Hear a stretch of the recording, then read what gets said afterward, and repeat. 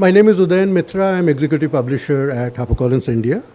And on behalf of the publisher, it gives me great pleasure to welcome all of you to the launch of Amitav Ghosh's new book, Smoke and Ashes. Now, this evening's proceedings will feature a lecture by Amitav based on the book, based on Smoke and Ashes. This is part of a lecture series. The lecture, as we call it, is an initiative that was launched earlier this year by HarperCollins India as part of our 30th anniversary celebrations. The lecture series has talks by renowned writers and thinkers from around the world based on their recent works and brought to audiences in India by HarperCollins India. We are greatly privileged to be able to feature Amitav Ghosh as the speaker for this evening's lecture. Following Amitav's talk, he will be in conversation with Shekhar Gupta, founder and chief editor of ThePrint. Amitav will also be available to sign copies of his book right after the event.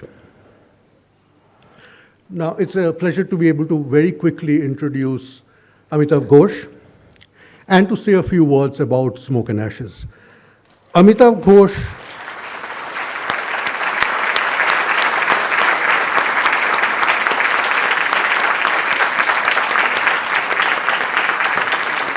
please sit.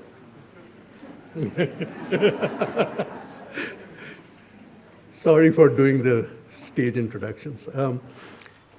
Amitav is the author, as you all know, of several acclaimed works of both fiction and non-fiction, including The Shadowlines, The Glass Palace, The Hungry Tide, the Ibis trilogy, which comprises the novels Sea of Poppies, River of Smoke, Flood of Fire, Gun Island, Great Derangement, Jungle Nama, The Living Mountain. Several of his books have been published by HarperCollins in India. Amitav's work has been translated into more than 30 languages. He has been awarded and felicitated across the world.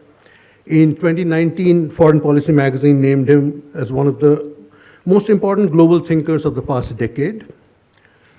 In the same year, 2019, the Gyanpith Award, India's highest literary honor, was conferred on him. He was the first English language writer to receive it.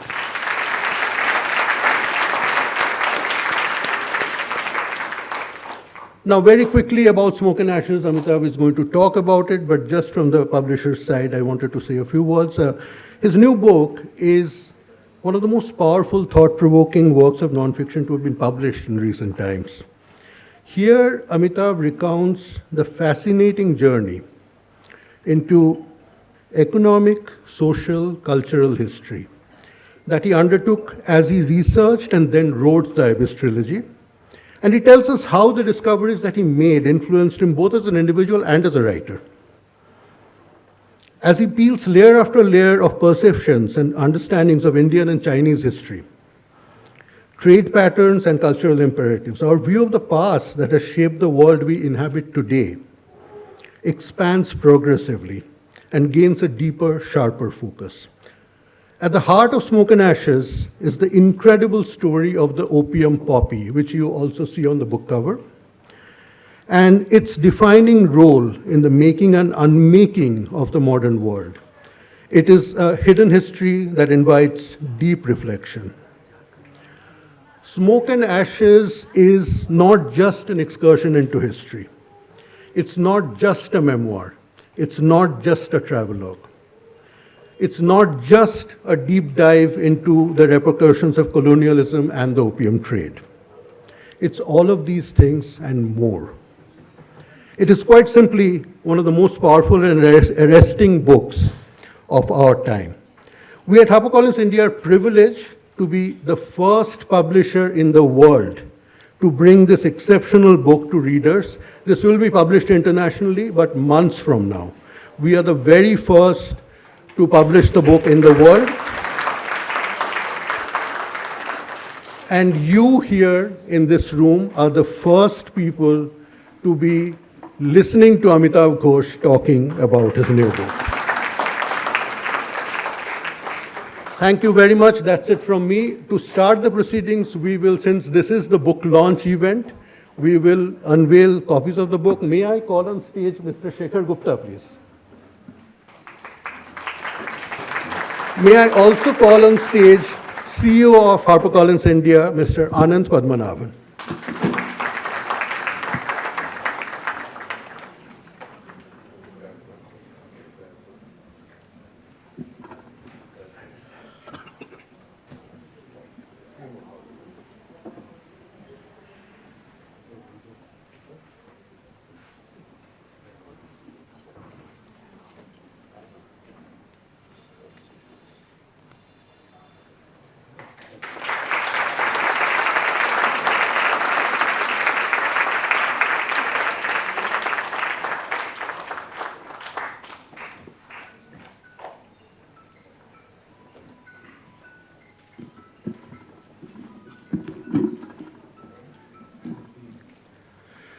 Thank you so much. Over to you, Amitav. Amitav first has a presentation and the lecture, after which he will be in conversation with Shekhar Gupta.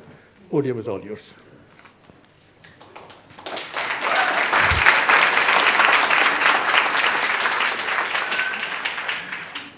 Thank you very much, Udayan, for that very generous introduction.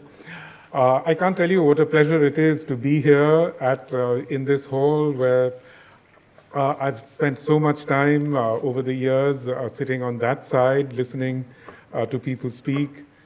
And it's also just so wonderful to see so many old friends, in front of me. Really more than I can even begin to acknowledge right now. But it's just such a pleasure because Delhi's played such a large part in my intellectual life, in my coming of age as a writer. So it's wonderful to be here. And thank you all very much for coming. I'd like to thank also Shekhar for being here. Shekhar is, to my mind, really just one of the most astute commentators on Indian politics, Indian history. So I've been following his weekly talks on YouTube. And actually, it's like a weekly update on what's happening. So thank you very much, Shekhar, for agreeing to do this.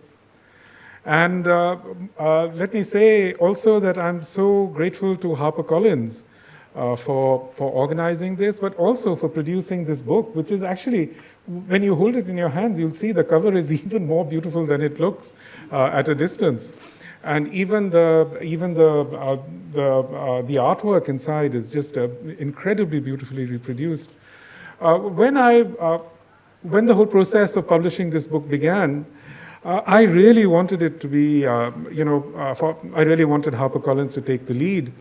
Because Udayan is an amazing editor, and I've worked with him, in his earlier companies as well, and I wanted to work with him again, and his take on the book has always been so productive. And also because HarperCollins also has this incredible secret weapon known as Shatarupa Ghoshal, who is just the most amazing copy editor.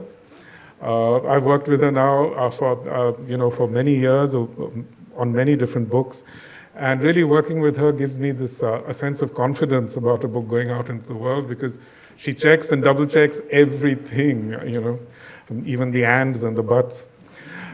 So it was great to work with this team, because actually these skills, like the copy editing skills in particular, have really been lost in much of the Western world, especially within the English-speaking world. I mean, today at major British and American publishing houses, they actually subcontract the copy editing to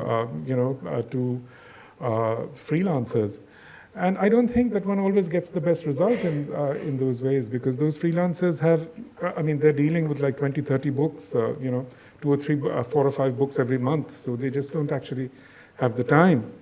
And this is true even of academic presses, because I've published also with the University of Chicago Press, and it was really surprising to me, actually, how rushed often their work is on these things. So really, I had the most wonderful editor ever until 2000, who was Ravi Dayal, an absolutely amazing editor.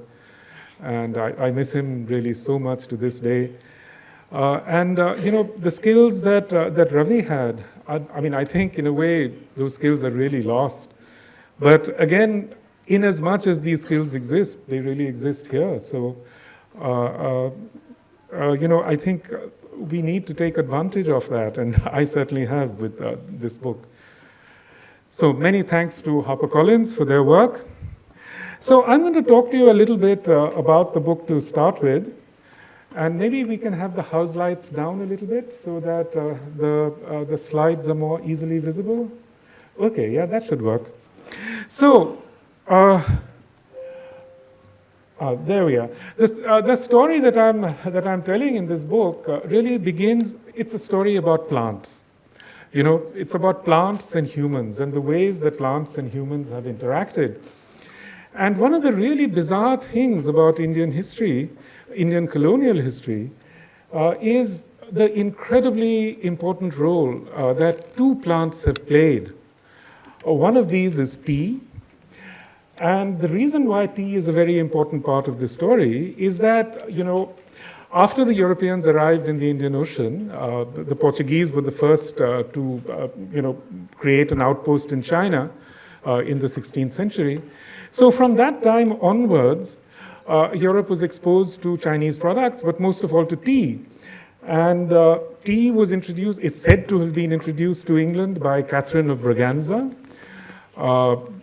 This was in the mid 17th century. No, what am I saying? Yeah.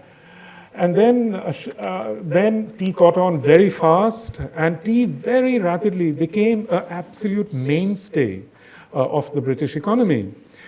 Tea was, next to land revenue, the largest source of income. Taxes on tea was the largest sources of income of the British government.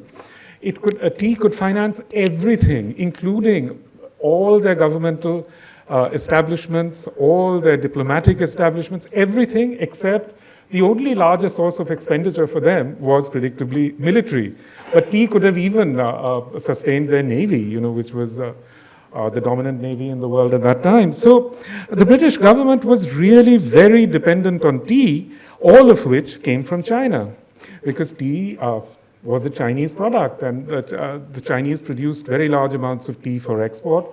And once they found this huge market for tea in Europe, they produced more and more of it.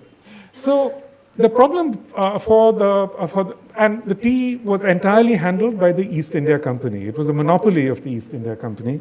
So the problem for the East India Company was that tea had to be paid for with silver.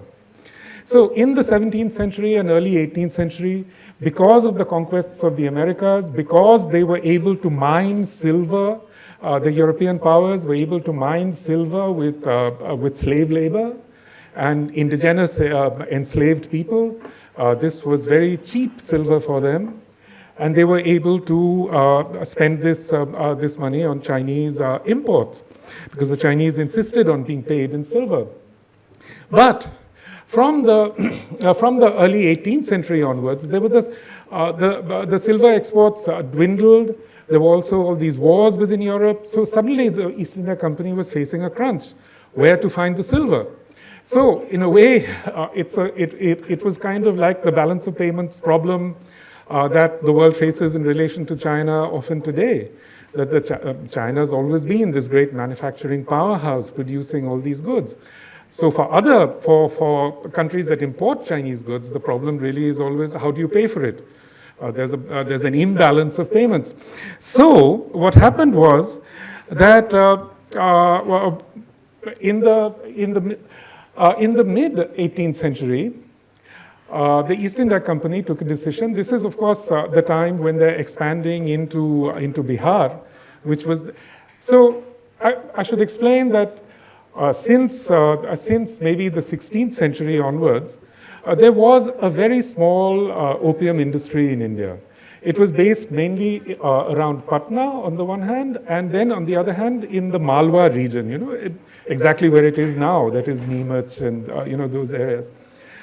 But this was a very small industry, and it was mainly meant for medicinal opium.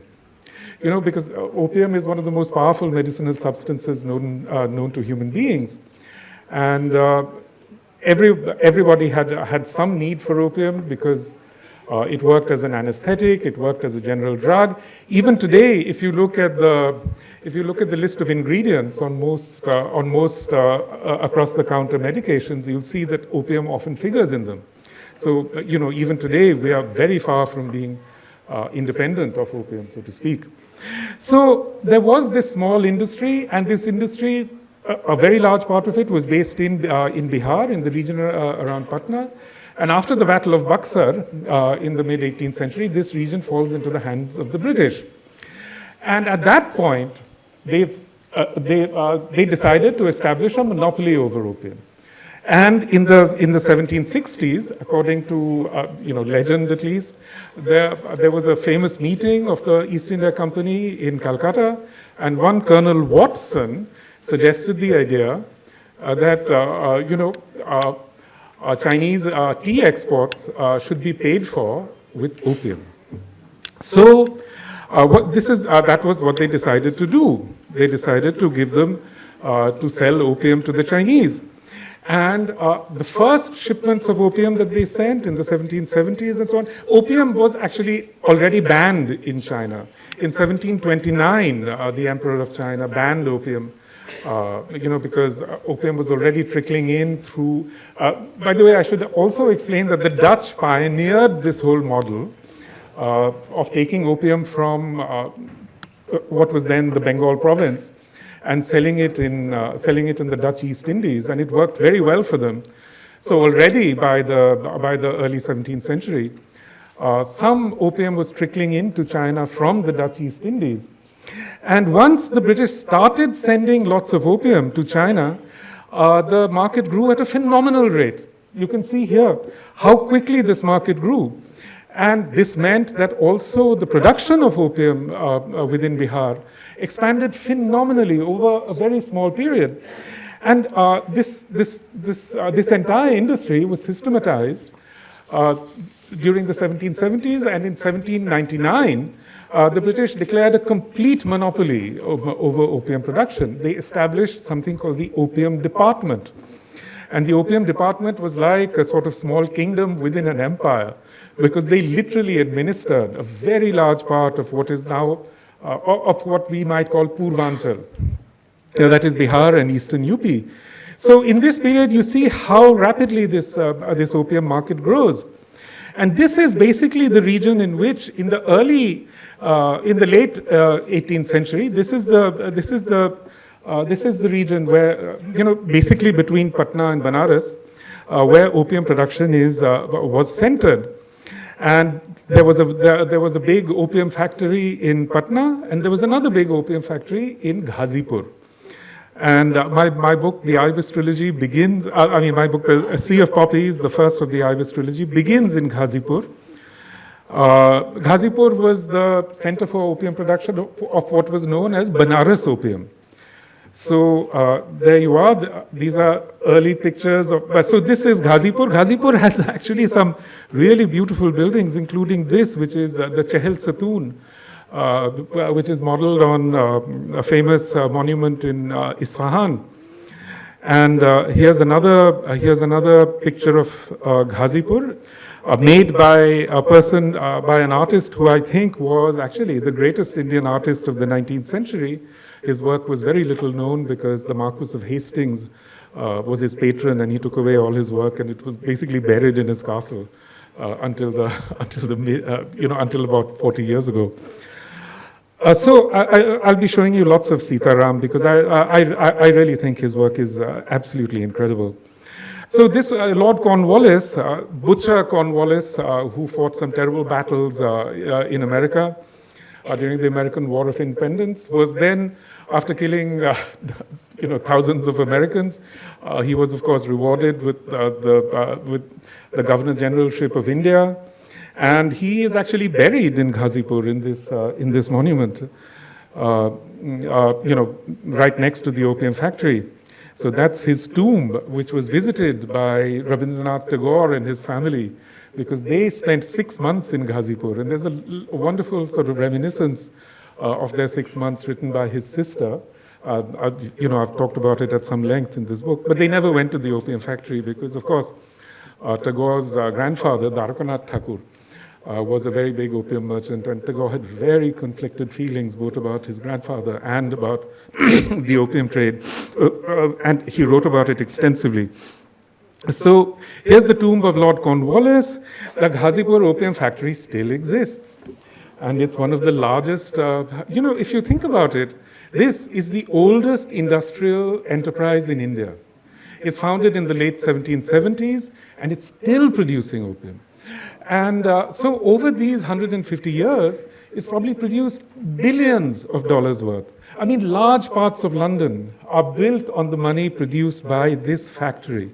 And actually, that's the really incredible thing when you think about this whole narrative of the Industrial Revolution, that, it's all about, British geniuses thinking of all these machines.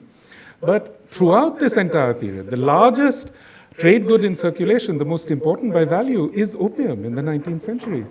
And a very large part of it comes from this factory in Ghazipur. And you see those trees at the back. Those trees are the home of a famous bunch of monkeys who are very peaceful monkeys because they lap they drink the opium effluents. In fact, this is right on the Ganga. It's said that even the fish there are very peaceful because the effluents flow into the Ganga. Just look at it. Look at these pictures here these are in the 1970s, and that's the extraordinary thing. Even today, the opium that's produced there is by 18th century methods of production. And don't imagine that that because of that these are sort of archaic methods, because they're not. Opium is and was produced by manual labor, but they followed absolutely Taylorite models of, breaking down the labor process. Very intricately, they broke down the labor process and essentially created a colonial iteration of the modern factory. But the modern factory exists today. We associate it with machinery, but machinery was not present in this factory at all. Here's another. This is from the late 19th century. It's a photograph. And so Patna, again, has an opium factory. And this is Patna in the 19th century. This is the Golghar at Bankipur, which many of you will have seen.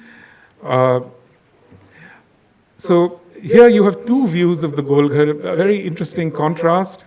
This is the general plan of the opium factory at Patna in 1780. And this is the bird's eye view of the opium go down at Patna. I love this picture because Sitaram, if you look at the bottom of this painting, you'll see that Sitaram has actually painted himself, because that's him at the bottom of the painting, creating the painting, but he's given himself the license to imagine not just the perspective, but even the curvature of the earth. So he's very playfully, as it were, imagining. So he paints this while Lord Hastings, who was then Lord Moira, was actually on this 19-month-long journey across India. He went from Calcutta all the way to Delhi and then returned, and he took 10,000 people with him, soldiers, etc., but also Sitaram as the artist. So Sitaram created actually this incredible series of paintings, which has recently been released again in India by, I think it's Rowley Books. So this is, again, Sitaram's Opium Go Down in Patna. So, if you look at this representation, it's really interesting because there are no people in it. It looks like a sort of modernist monument. So that's what Sitaram was actually creating. He was creating almost like a propaganda picture for consumption by the British public, not by the Indian public. And these were actually very grimy places, as you saw in the earlier pictures. But he's just painted the people and the dirt out of it. So this is another very interesting set of representations of the Patna opium factory. These are very well-known and famous pictures by this Captain W. Sherwill. And as you can see, he creates, through this artistic language of perspective, he creates the image, if you like, of a very modern space. Of a sort of, this is almost like a temple of Luxor, you can see he's playing with all this, this idea of a sort of grandiosity and so on. And he creates again this incredible sort of space of grandiose aspirations. Here you can see there's a stacking room by the Patna. And this guy was a surveyor. He was a military surveyor. So he, he used those survey techniques to create. These pictures were produced for an exhibition in London. So they were, again, meant for consumption by the British public. So he wanted to convey an idea of the progress that is being introduced into India by colonialism. But these were also painted by an Indian artist, Shivalal. All these painters, Sitaram, Shivalal, etc., that's a very interesting story. They were all kayasts from Rajasthan. So going back to the 16th century, they left the Udaipur region and went to work in the Mughal ateliers. So some of them were in Delhi, some were in Agra. And once the Mughal Empire started to melt down, they moved out, they moved eastwards. So they founded several little schools. One was the Patna school and one was the Murshidabad school. And the Murshidabad school came to be, in fact, better known, even though it lasted only a short time. But the Patna, this artist, Shivalal, imagine, he's painting this in 1857, just after the mutiny. And in fact, one of the first people killed in the mutiny was the British administrator of the Patna opium factory. Opium, the whole opium regime that was introduced into Bihar, from 1799 onwards, had a disastrous effect on agriculture. It contributed to famines. Even during famines, the British would make sure that opium continued to be produced, rather than grains or any kind of consumable agricultural product. So obviously there was a huge amount of resentment against the opium factories, and these became the first targets of the uprising. Now you can see what really interests me is that when you look at the Sherwill pictures, you can't recognize it as something Indian. I mean, they look like a fantasy. But when you look at these, you can see immediately they look like a workshop that any of us would recognize. And so Sherwill is using the artistic language of realism in a certain sense, whereas Shivalal is not. And yet Shivalal's paintings are actually much more realistic than Sherwill's picture. So here again, you see, one of the interesting things about the way that Shivalal perceives the factory is that he's very aware of hierarchies, which again is something that we could almost intuitively understand. So he produces this whole, and then Sitaram produced this absolutely amazing picture, which I think draws a lot from, Italian representations of ruins. It plays with space in such an interesting way. And then the opium, the opium cargo would be taken down to Calcutta, and from there it would go on to China, and so on. Anyway, I could go on forever, but I'm going to stop there just to give you a sense of some of the themes of the book, because especially art and art history plays a very large part in it. Anyway, I'll stop there for now. Thank you.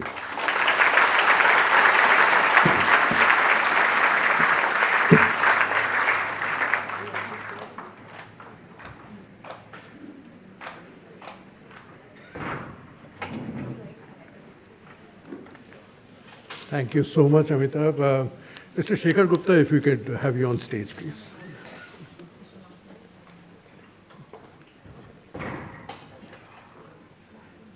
Shekhar will be in conversation with Amitav.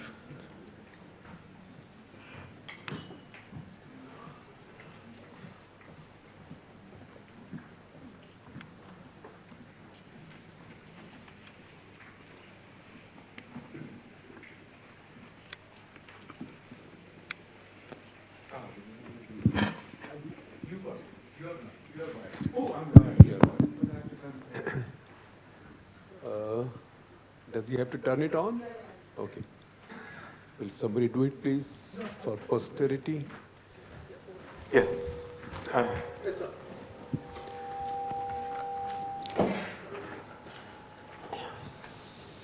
So, first of all, thank you very much.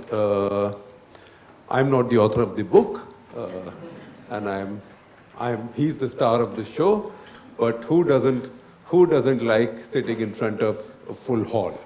So, thank you all, and thank you, Amitav, for doing this. Shekhar, you're the star of any show. No, not at all. You're in.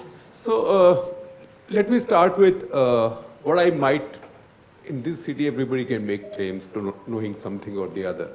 Let me start with something that I might be able to lay some claims to knowing. That's geopolitics.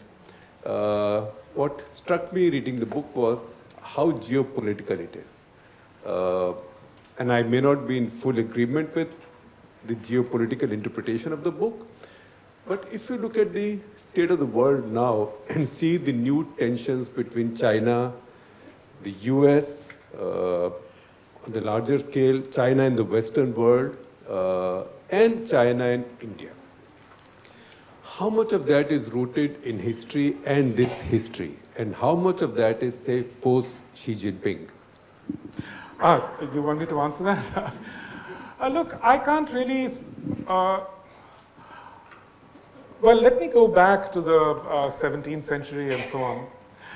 As I said, I mean, China already then was really the world's major producer of lots of consumable items. And China was an incredibly important power in Asia, certainly in Eastern Asia and across most of Asia. But what's very interesting is that the British and the Dutch, very early on, identified China as their main rivals. And this was partly because of, just purely geopolitical reasons, but also partly because we have to remember that in many ways these colonial powers were very invested in a kind of racial thinking. And they sort of thought that these are our rivals for a master race. I mean, there's an interesting American scholar who's suggested this, and it's certainly true that the Dutch, for example, in colonial Java, they would they depended heavily upon their Chinese compradors, but from time to time they would incite these terrible riots and wipe out the population, and then the Chinese population, and that history has extended into modern times. But certainly, it's very interesting to compare 17th century European accounts of China, where they really see the Chinese as a model of governance, And it's no accident that, in fact, they adopted these models of governance. I mean, the whole idea of meritocratic exams, all those things that I was brought up to compete for at St. Stephen's, so many of my classmates did write these public UPSC exams and so on. Where do you think the model came from? It came from China. It was introduced by the East India Company. The East India Company was one of the first to adopt these meritocratic examinations. Even, David Wengrow and David Graeber have suggested that even the whole idea of the nation state, in some important sense, comes from China. As a contiguous territory united by language and ruled by a single administration. So they go from that, the Europeans go from this very intense admiration for China, perhaps best expressed by the Gottfried Leibniz, the European philosopher, who, basically said that, Europe should adopt Chinese models of governance and so on. But once in the 18th century, the Europeans find this ready market for opium in China, basically all after a while, all of China's institutions begin to collapse. Because the Chinese state does everything it can to control opium, and it fails. And at that point, you should see the incredible sort of change in the European language about China. All these very sort of scholarly English people writing about China. I mean, actually, some of them were basically making fortunes in China, out of this whole career of criminality that occurred. But they regarded the Chinese by that point as sort of irredeemably corrupt, irredeemably, weak. They often refer to them as imbeciles and so on. It's an astonishing sort of reversal in the language. And basically it happens because of opium. Because opium has this ability to undermine structures of state. And in fact, we see now that the corruption that occurred in China in the 19th century, which European commentators took to be just a singular phenomenon limited to China, we now see that the same thing is happening in Mexico, the same thing is happening in America. That kind of corruption can literally undermine states. And it's doing that while we don't have to go very far. Even in parts of India, that's happening. And, that's really the problem, that once these addictive substances create these incredible markets, it's almost impossible to bring them under control. So we see today, in relation to, we've all heard about the sort of civilizational shock that China suffered in the 19th century in relation to the West. And now we see, as it were, a kind of reversal of that in America. The same kind of civilizational shock.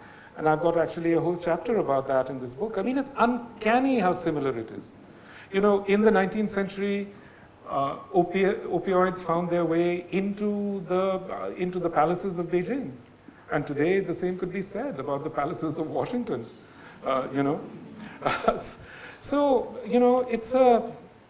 it's an unfolding disaster.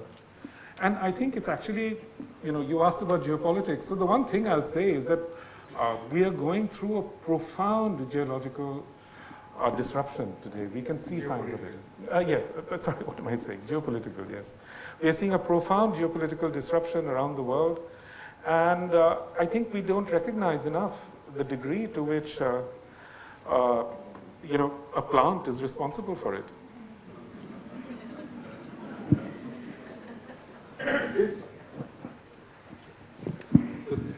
The current state of tension, who do you hold more responsible for it?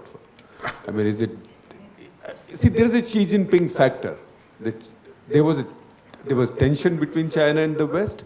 There was also great fascination between China and the West, because the fact also is that, as your book also reminds us, that even in the 16th and 17th century, England did not, or Europeans did not think of colonizing China directly.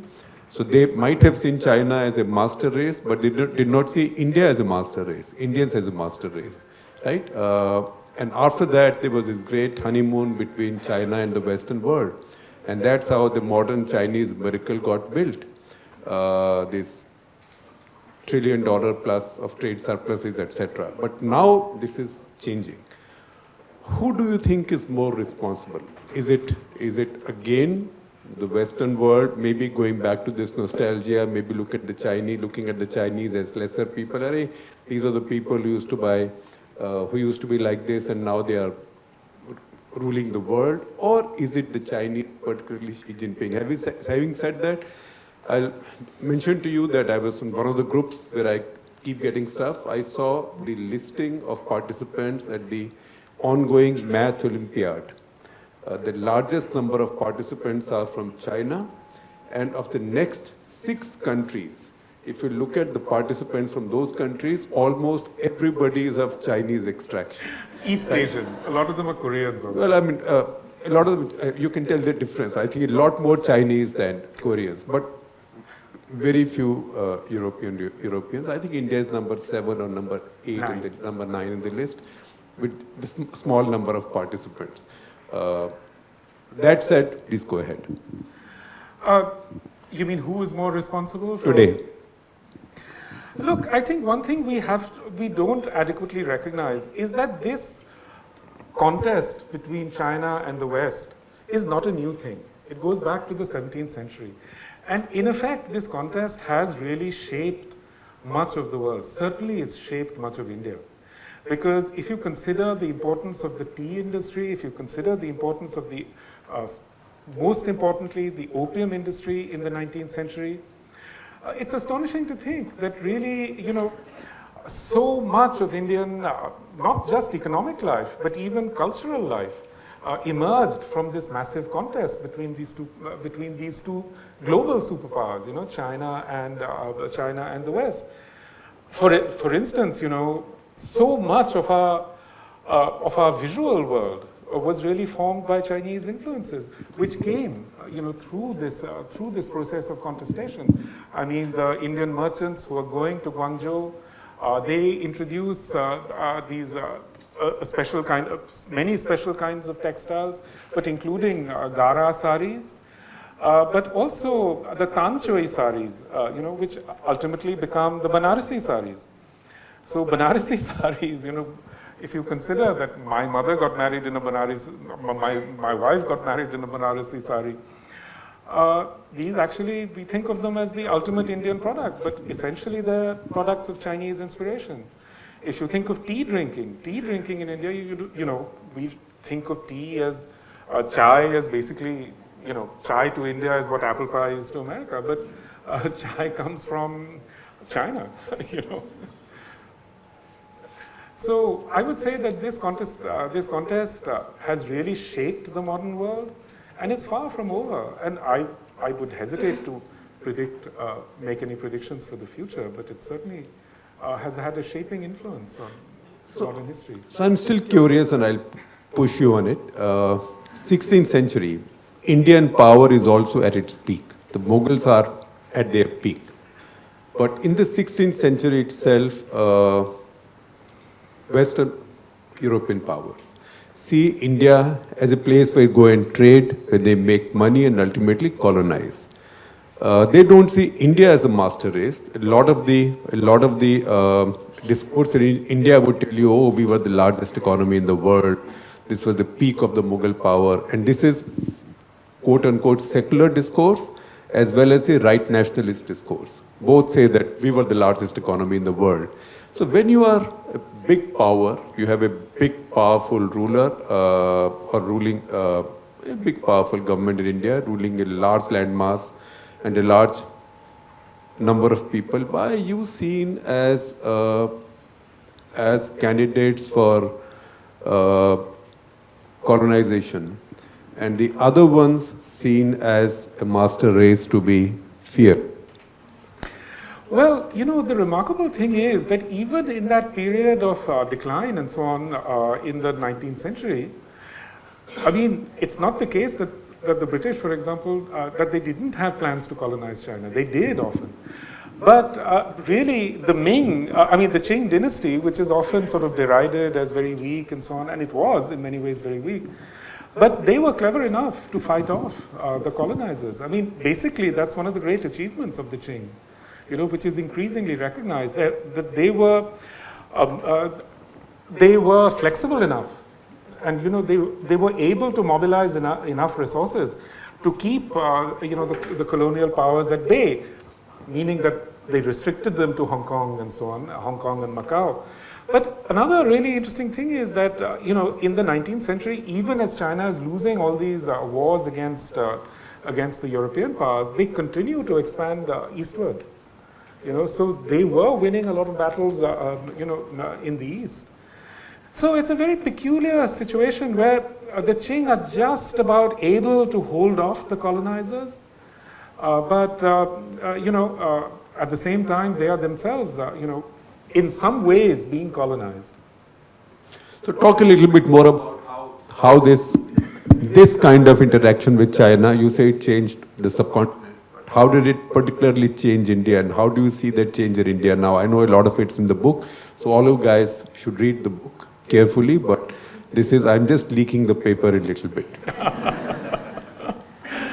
Well, one of the most important things that happens over the 19th century is that Bihar, basically Purvanchal, becomes really subordinated to the opium department. And the opium department is this huge and incredibly powerful organization. If I may interrupt you, can you imagine a kid going to school? What does he do? Don't you know who my dad is? My dad heads the opium department. It's interesting that you say that, because I was doing an interview with a reporter from Times of India today, and that's exactly what she said. Well, I mean, I thought about it because on a flight, I did meet a lady who gave me her card, and it said Pepsi, VP Juice Pepsi. And I said, do you have a kid? And she said, yes, two. I said, what do they tell other kids in the class? That what does your mom do? She's VP Juice, right? So it could be VP Juice, could be head of the opium section as well. Yeah, so talking about how it changed India. Yeah, so this department, actually, it's so strange that a lot of new research has come out on the opium department since I wrote the Ibis trilogy.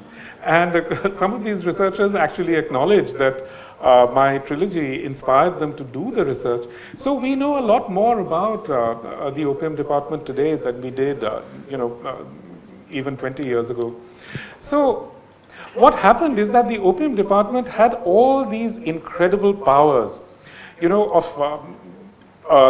could criminalize farmers, they could basically imprison anyone they chose. They had all these police powers. Farmers were held to these incredible quotas that they had to, that they had to produce a certain amount of opium, every year. So because of this, the administrative structure of Bihar, basically what happened is that the farmers there were producing opium below cost. Can you imagine? I mean, this is the most valuable commodity being produced in the 19th century by weight. And these impoverished farmers are being basically forced to produce them below cost. It's a strange thing that, so much has been written about indigo and so on and the indigo revolts. Because those were actually produced on plantations. Opium was not produced on plantations, but basically they had much more draconian laws for opium production. So basically, what happened is that the entire opium system in eastern India was completely monopolized by the state. And, it was like a giant plantation. In fact, it was much more draconian than a plantation, so that indigo farmers wanted to introduce the same kinds of laws on their plantations, but the colonial authorities said, no, you can't do that, because opium is a strategic crop. It's a strategic reserve, so it has different rules. It's ruled under different rules. So basically what you see is that in the 19th century, you have this strange cycle occurring where Purvanchal is also providing the British with two invaluable assets, the two assets on which British rule is founded. One is sepoys and the other is opium. So because the sepoys come from this region where opium is being produced under these incredibly draconian conditions, ultimately they rise up in rebellion in 1857. And the rebellion is crushed. Why?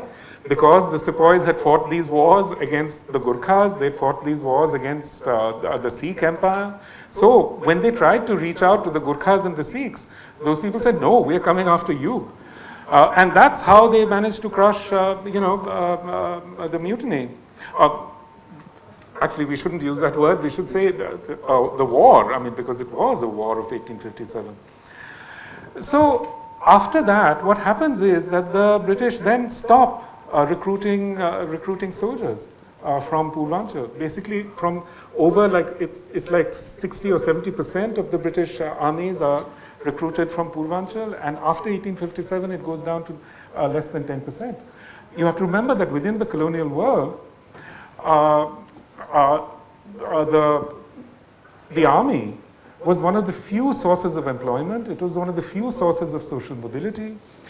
I'm sure half the people of influence in Delhi, mainly Punjabi families, whether in India or in Pakistan, the reason that they became so influential is because, they had connections with the army. And those, whether it's through actually serving in the army or through the economic activities that surround the army, like provisioning and so on. So many of the most important families, actually in the Punjab became rich and influential because of their connections with the army. So what happens is exactly the opposite in Purvanchal. They lose all these, they lose what was initially a very lucrative source of employment. So they have these two resource curses hanging over them. One is the resource curse of opium and the other is the resource curse of labor. Suddenly both those things are removed from them, and essentially that's when they sink into what you might call this a trap of poverty, And it's also very interesting that, in this same period, the opium industry is growing at a fantastic rate in areas that are outside British control, outside direct British control, which is Western India. Because the Maratha states managed to hold off the British for another 70 years, beyond, from, basically Eastern India, falls under British rule basically around 1760s.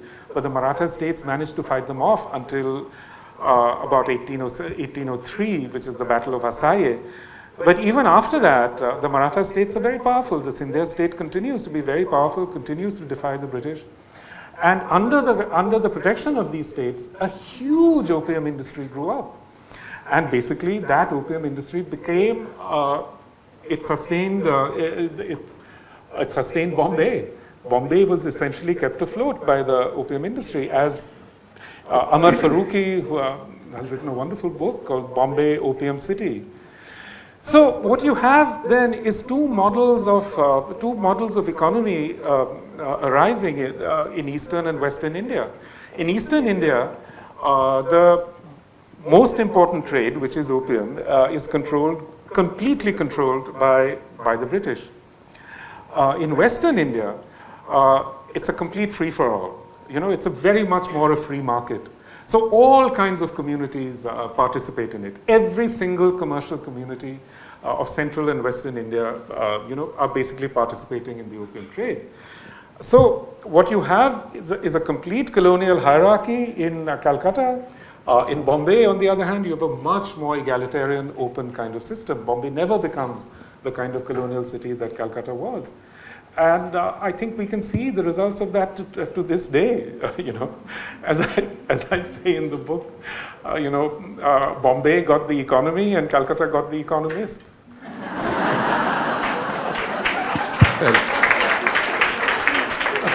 Not a good trade. Well, factually, even today, licit opium in India is mostly grown in what used to be then under the Western Indian control, Maratha control. That's Neemuch and areas in Madhya Pradesh and parts of Rajasthan. Those are officially grown, and permits are issued every year, and there are auctions done. So, and this is for supposedly all for medicinal use. There is some leakage, but we've all done stories on the leakage. But illicit opium is grown in India.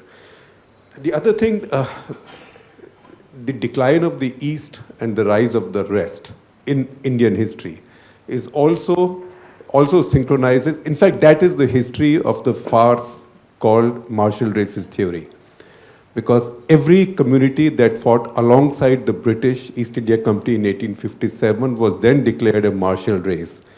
All those who fought against them, who dared to fight them, were then dismissed as effeminate and unsoldier-like. And that's how all these fancy regiments of Indian Armed Forces came up.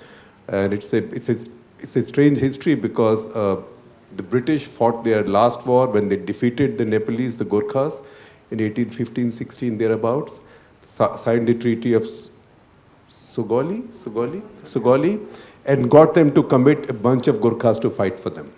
And that's when the Gorkha regiment came in. 1957, the king of Nepal came with 50,000 troops to lift the siege of Lucknow, on the promise that his sovereignty will not go. 1848, the British fought their last battle against the Sikhs, Anglo-Sikh Wars, which was fought almost to the last Sikh, and then they got them to fight for them in 1857. So it's a very complex history, and it has defined the armed forces both of India and Pakistan since then. And right now you can see this government struggling a little bit because they want to change some of it. And they are now running into trouble also with the Nepalese government because the Nepalese don't want them to recruit Gorkhas to fight for them, because the Nepalese know that they have laid officially claims to some territory which are Indian territories. And the Treaty of 1947 says that Nepalese Gorkhas serving in any foreign army cannot fight against Nepal's sovereign interests. So some of these problems keep revisiting us all the time. One thing that I think India is going to find it very hard to start recruiting Gurkha soldiers again, because now they're signing up for the Russian army. And they're getting very much better terms. So, well, I think the casualty risk may be higher on that side, but that said, that said. So your own family's history, you keep referring to it often. I'm fascinated by what you say about Chhapra and your grandfather, his law practice, and I imagine what a Bengali practicing law in Chhapra, what life would have been like in those times. Because for us, for my generation and yours, Chhapra immediately connects you with Jayaprakash Narayan, right? Chhapra ke Babu.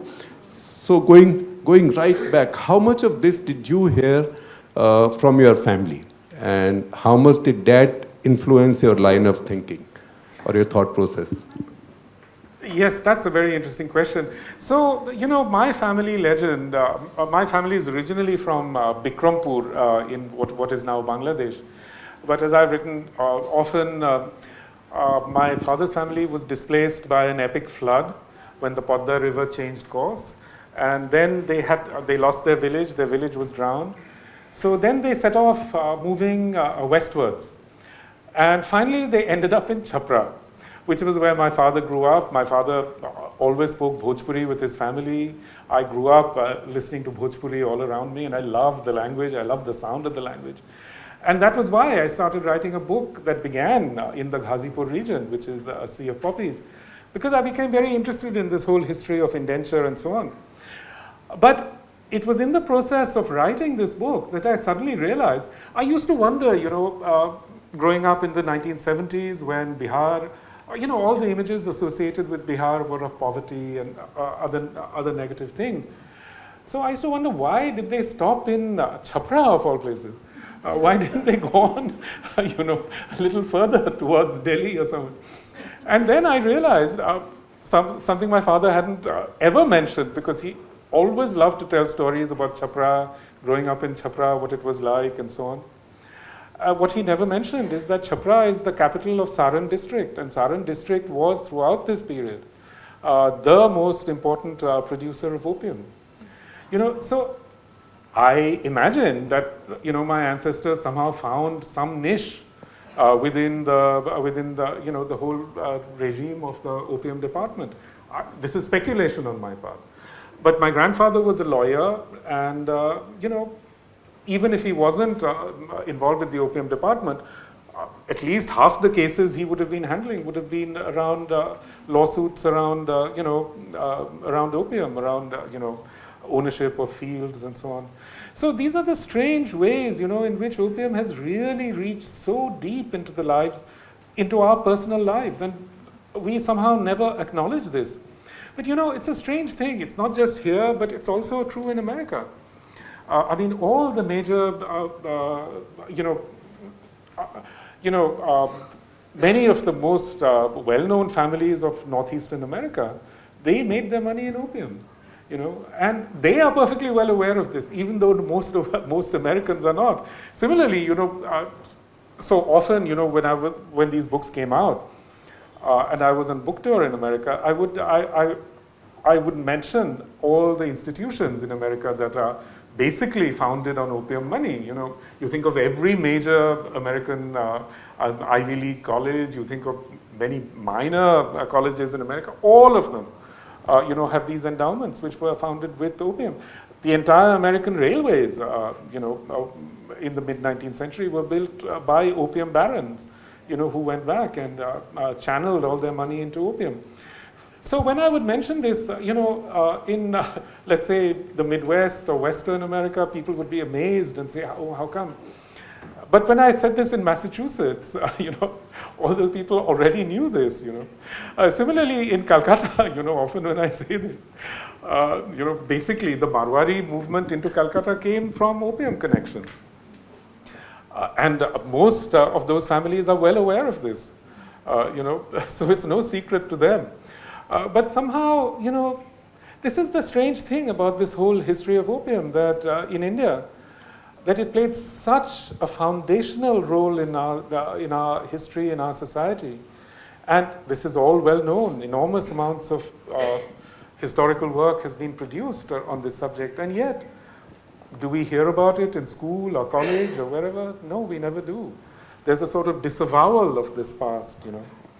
And I do think it's very important for all those reasons for us to recognize that this past, you know, this past exists. But you know, should we Indians feel guilty for this? Because we were colonized and we were only being forced and ordered to do what our masters were ordering us to do. So why should we carry the guilt? You know, that is true certainly of what happened in eastern India, that opium was being produced, you know, under this, literally through coercive mechanisms. But it wasn't true of western India. And all the commercial communities, all the princely states just leapt into the opium trade. Again, you know, you can't entirely blame them, because where the British are leading the way, and the British present themselves throughout the 19th century as, you know, the great moral sort of arbiters of the world, where they lead the way, you know, how can these other people not follow? But I think we do need to recognize that the First Opium War and the Second Opium War were not, in the Indian participation in it was not forced.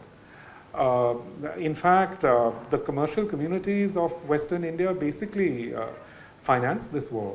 And it was fought, of course, by Biharis, you know.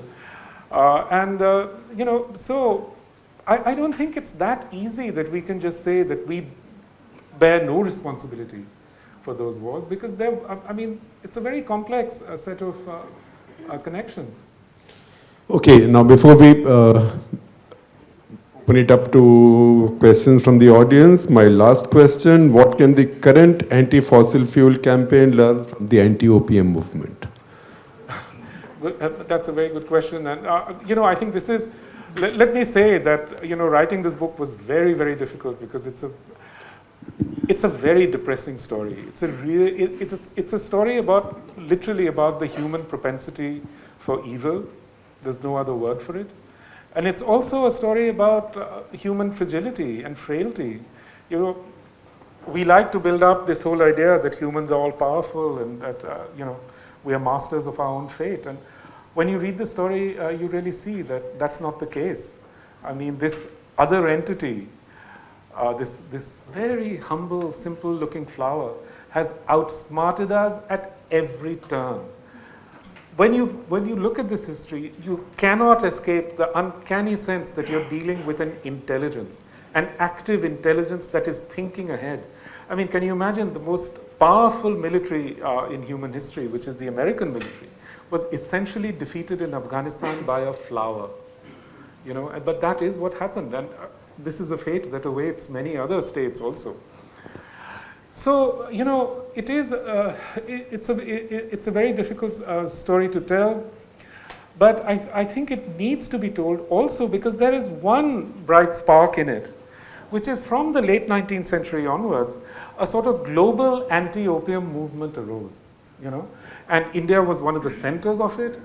Again, you know, Tagore was was one of the leaders of this movement. Dadabhai Nauroji was also a major leader of the anti-opium movement. Jyotibai Phule, so many other key essential figures in the anti-opium movement essentially became thereafter major figures in the Indian national movement.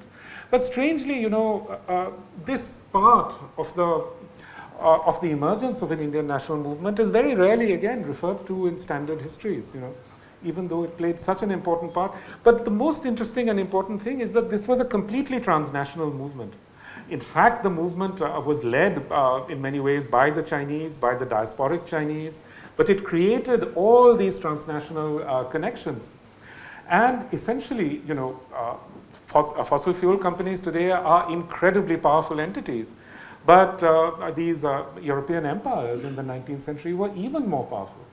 But these activists working together created a movement that was ultimately able to force these empires to the table. It was able to force these opium control regimes on these empires.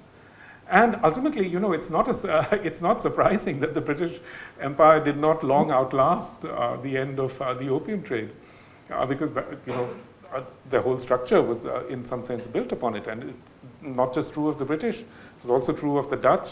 It was true of the French. So I think there is that one ray of hope. But if you read the book, you will also find references that there were also Indian leaders who blamed the Chinese for it. Gokhale, for example. No, Gokhale was saying that he was saying that this is our great shame. Is it? From what I understand, he was saying that this is a Chinese moral ruin. No, he said it was our great shame for bringing this moral ruin upon China.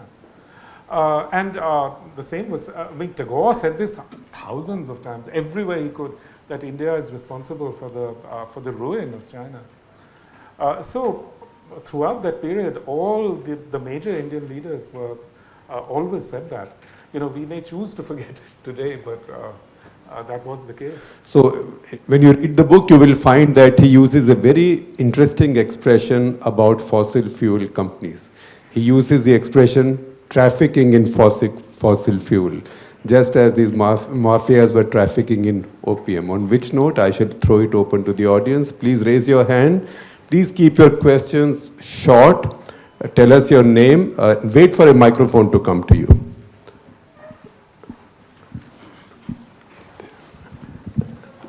And what might help is if you stand up and when you raise your hand so I can see you. Yes. Good evening, sir. Good evening, Mr. Ghosh. My question, basically it's an observation. Please tell us your name. My name is Rajat, sir. My question is basically an observation on the first query put to you about Chinese, the perception of the Chinese in European accounts. I remember reading an op-ed in the South China Morning Post once, which said that early European accounts of Ming Chinese referred to them as white rather than yellow. And it was only later on, as you yourself described so elegantly, that the racist tropes came on. And they were then called yellow and to the Chinese Exclusion Act and all. I just wanted to know from you, sir, do you think this, the opium wars, the two rebellions, Boxer and Taiping, then the wars with Imperial Japan, are they the reason why the People's Republic of China is so belligerent towards its neighbors across Asia, from the South China and East China Seas to the Indian Ocean? I am not an expert on Chinese history. I really couldn't pronounce about that. But I certainly do think that, China's experience with opium has had a profound effect on Chinese policy, even on Chinese public health policy. I think the way that, this is purely my opinion, the way that China responded to the COVID emergency, you can see certain traces of that, at least so it appears to me. But on that larger question, I'm not an expert, you have to ask others. But, China's 19th century and early 20th century experiences were nightmarish, And I think you can never forget that China is the only country that has actually managed to combat mass addiction. I don't think that will ever be possible ever again for any country in the world. Yes, I'm a medical doctor, Dr. Usha Dhawan, anesthesiologist. I'm wondering that medicinal use of this opiates has been reduced drastically. And then what is the latest about these factories, opium factories? What is their scope now? I think mainly they sell, to drug companies abroad for the production of anesthetics and for many other medicinal purposes. Unfortunately, what happened in India, and this is an ambiguity that opium itself creates, because opium is invaluable. There's no other painkiller. There are so many safer drugs for pain and for sleep producing. So many better drugs are available. Ma'am, in the microphone, otherwise you will not be recorded. Okay. History will miss your speech. There are so many safer drugs available. We don't use opium, hardly any use. I know, and in fact, there are many people. There's in fact a society which has been working for providing opioids to for end of life care, and I think that should certainly be made legal, because nothing but opioids at a certain point of people who are dying of cancer or whatever. Yes, So I think that should certainly be made legal. Thank you. Okay, thanks.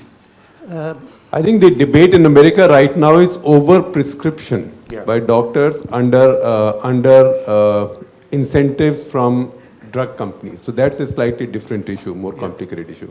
Neha? Yeah. Anybody who has worked with us at any point of time gets precedence. Okay. So Neha is Neha Sinha. fine environment writer, worked with our team at the Express. So nice to see you, Shekhar. Now at WWF. Yes. Amitav, after reading your last book, The Living Mountain, am I reading too much into this idea of the supremacy of nature and even the nutmeg's curse, in which you're talking about a plant or nature, a living mountain, a living seed, and in this case, the poppy, how they're smarter than us, or we can't outsmart them? Could you talk to us a bit more about that? Thank you. Yes, I certainly think that that is the fundamental challenge for us, because we've been we become so used to thinking of humans as the center of the universe that we haven't been able to figure out all the ways in which these non-human entities really shape and guide our lives. And it's only becoming clear to us now, as we are headed for environmental ruin, that it's really become clear that these elements are not inert, that they're also thinking, they're also coexisting with us in various ways, and they're forming and shaping our lives. Thank you. You have the microphone. Mr. Ghosh, my name is Anup Tiwari. It's a pleasure to meet you. And I have read almost all your books, and the reason I could do that you weave history with fiction. And I'll buy your books. Question, please. Question. Everybody take his advice yes. and buy Amitav's books. But question, please. Yes, the question is, does this continue in this book, weaving history and some part of fiction, which makes it easier for readers like me who are not too much into literature or history otherwise? Thank you. Thank you. No, nothing in this book is fictional, but I've discussed at some length certain novels. For example, a novel called Phool Sangi, which is the most important Bhojpuri novel ever written, apparently, by Pandey Kapil.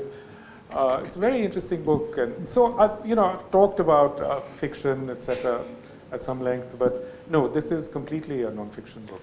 It's a fascinating reference to the book. In fact, I made a mental note to find it. Because this young boy, under the tutelage of a Brit Englishman, then becomes wealthy in his own right. It's a plot of a movie. Yes. Movie or an ATT serial, in fact. Vichitra. Now, if I mention some people by name, it's not as if I'm being partial in choosing those I know. I've lived in this city for more than 40 years, and I've sat on that side of the hall many, many times with all of you. So Vichitra. Hello, Amitav. Vichitra. We were in the university. Yes. We've often heard about opium addiction in China. We've never heard about opium addiction in Bihar, or among the sepoys, because they came from those families, or in Western India, where it is grown. What was that part of history that the common people we don't hear, who were growing in their families, family after family, of being addicted with opium? Good question. Actually, there was widespread addiction in India in the 19th century. A widespread opium addiction, but particularly in certain parts of India. So it's a very long story which I've dealt with in this book. In a way, opium addiction is like a pathogen, like an opportunistic pathogen. So it hits hardest those populations which have no historical exposure to it. So the Chinese had no historical exposure to it, whereas India had a very long historical exposure to opium. So India developed, in India developed certain protocols for the ingestion of opium. So in India, basically opium was consumed orally, as either as little golies or as various tonics of various kinds, or as parathas.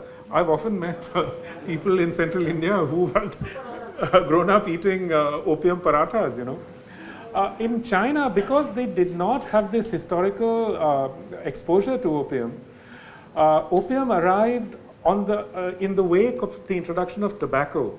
So the Chinese began to smoke opium. Not just Chinese, but also throughout Southeast Asia, they began to smoke opium. This is a much more addictive and ultimately much more destructive way of consuming opium. So the Chinese, fell prey to a mass addiction in a way that, when I say that there was mass addiction in India, I mean, we know that very large numbers of people in India were consuming opium on a large scale. But in China, the situation was much, much worse. Why have you written this book?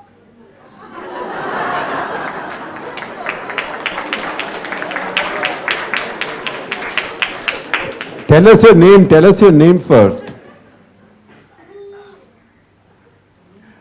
Mihir. Well, I've written it so that you will have something to read when you're grown up.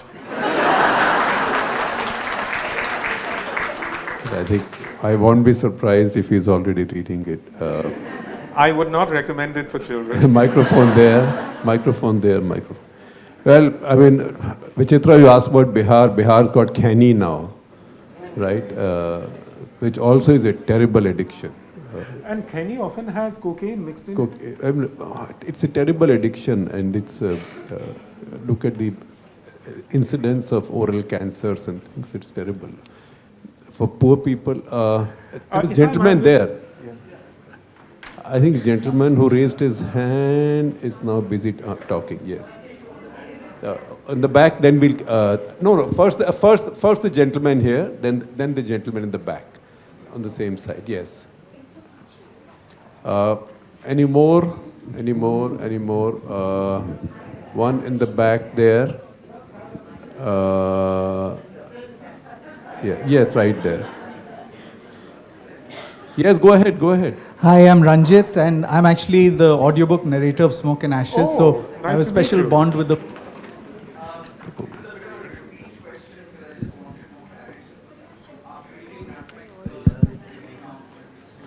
In the microphone, please. No, the microphone isn't working. No, but posterity will miss you.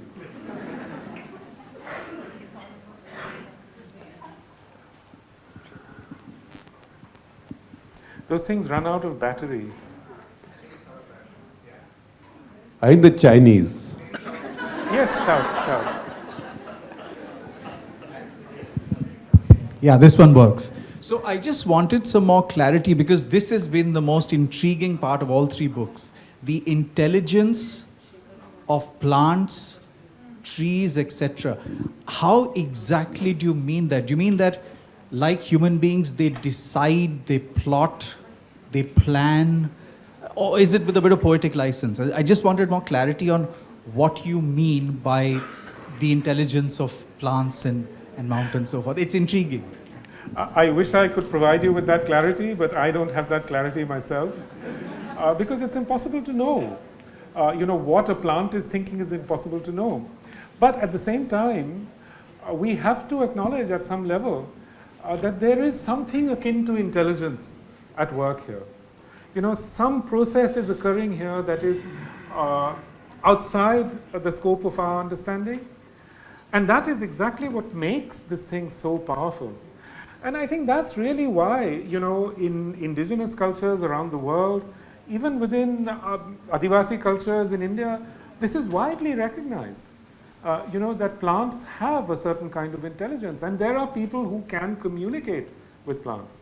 This has been known of every shamanic tradition, and I think we have to take those ideas seriously, because it's perfectly clear that all those, how shall I say, ultra-rational modernist ideas were actually wrong. They misconceived the world, and that's why we are in the mess that we are in. Well, I think I've been told that we should take the last couple of questions. We'll wind up at 7:30. Please go ahead. Hello, Amitav and sir. My name is Anubhuti, and my question is that in your book, right, he also mentioned that you have said that, we can compare them to fossil fuels. Like you can say companies are trafficking fossil fuels, so with the opium. So do you hope that with this,